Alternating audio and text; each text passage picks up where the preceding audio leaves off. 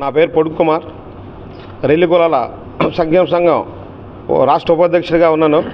మరి ఈరోజు మాకు జరిగే అన్యాయం బట్టి ఈరోజు అన్ని జిల్లాల నుంచి రెల్లి కులస్తులు పెద్దలు మరియు అనేక సంఘాల పెద్దలు పిలుపునిచ్చామండి. ఎందుకంటే ఈరోజు మా పరిస్థితి మాల సోదరులు మాదిగ సోదరులు అన్ని రంగాల్లోని బాగా ఉన్నారు, కానీ బాగా వెనకబడిన వాళ్ళు, బాగా ఎస్టీల కంటే బాగా వెనకబడే ఉన్నామండి వాళ్ళతో పోల్చుకుంటే. ఎందుకంటే రెల్లీలు అంటే దేనికైనా సరే ఏ ప్రభుత్వం గుర్తించట్లేదు. దయచేసి మరి ఇప్పుడున్న ప్రభుత్వం చంద్రబాబు నాయుడు గారు మరి గవర్నర్ ముఖ్యమంత్రి గారు మా గోడు వింటారని చెప్పేసి మరి ఈ యొక్క మీటింగ్ పెట్టాం. మా వాళ్ళందరూ చాలామంది చెప్పారు ఏదో మనం కూర్చుందాము ధర్నాలా చేద్దామని చెప్పి. కాదండి, ఒకసారి మనందరూ కూర్చొని గవర్నమెంట్ చంద్రబాబు నాయుడు గారి దగ్గరికి వెళ్దాం, ఆయన అయితే మన బాధ తెలుసుకుంటారు, తప్పకుండా మనకి న్యాయం జరుగుతుందని చెప్పేసి ఈ యొక్క మీటింగ్ తాలూకు సారాంశం అండి. మరి ఈ మధ్యన మేము మరి బాబు గారి దగ్గరికి మరియు పవన్ కళ్యాణ్ గారి దగ్గరికి వెళ్ళుటకు ఈ యొక్క కమిటీ వేసాం. మరి రాష్ట్ర రెల్లి కుల సంక్షేమ సంఘం ఆధ్వర్యంలోనే ఈ యొక్క కమిటీ త్వరలో వెళ్తబడుతుంది. మరి ఎలాగైనా మాకు న్యాయం జరుగుతుందని చెప్పి కోరుకుంటాం. సుగుపల్లి వెంకటేశ్వరరావు, నేను రెల్లి కులాల సంక్షేమ సంఘం జనరల్ సెక్రటరీగా వ్యవహరిస్తున్నాను. అయితే మరి రాజ్యాంగంలో బాబాసాహెబ్ అంబేద్కర్ గారు 15% రిజర్వేషన్ కల్పించి 70 సంవత్సరాలు పైబడి జరుగుతున్న తరుణంలో ఈ 15% మన సోదరులైనటువంటి మాల సోదరులు మాదిగ సోదరులు మాత్రమే అన్ని రంగాల్లో ఇంప్లిమెంట్ అయి ఉన్నారు. ఈ విషయం మీ అందరికీ తెలిసిందే.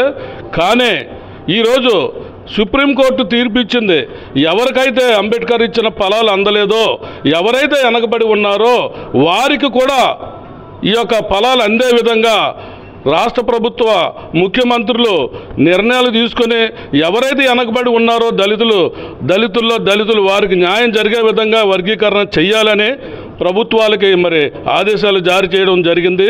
ఈ సందర్భంగా మేము దళితులము వెనకబడ్డ రెల్లి కులస్తులము మేము చాలా వెనకబడి ఉన్నాము. ఇంతవరకు అంబేద్కర్ ఇచ్చిన ఫలాలు మాకు ఇంతవరకు అందనే లేదు. ఈరోజు ధర్నాలు ఉద్యమాలు చేస్తున్నారు మా అన్నలు మా సోదరులు, మేమంతా అన్నతమ్ముల్లా ఉన్నాము, మాకు విడదీస్తున్నారని అంటున్నారు. మరి ఈ యొక్క 70 సంవత్సరాల చరిత్రలో అన్నతమ్ములుగా ఉన్న మాల సోదరులు రెల్లీలకి కూడా వెనకాల ఉన్నారు మా తమ్ముళ్ళు అని చెప్పేసి మాకు రావాల్సిన విద్య ఉద్యోగ రాజకీయ రంగాల్లో కూడా మాకు ఎప్పుడైనా ఎక్కడైనా అవకాశాలు కల్పించారా? ఎస్సీ రిజర్వేషన్ కోట అంటే మాల సోదరులు మాదిగ సోదరులు అక్కడ నిలబడుతున్నారే, ఏ రెల్లీలు ఉన్నారని తెలియదా?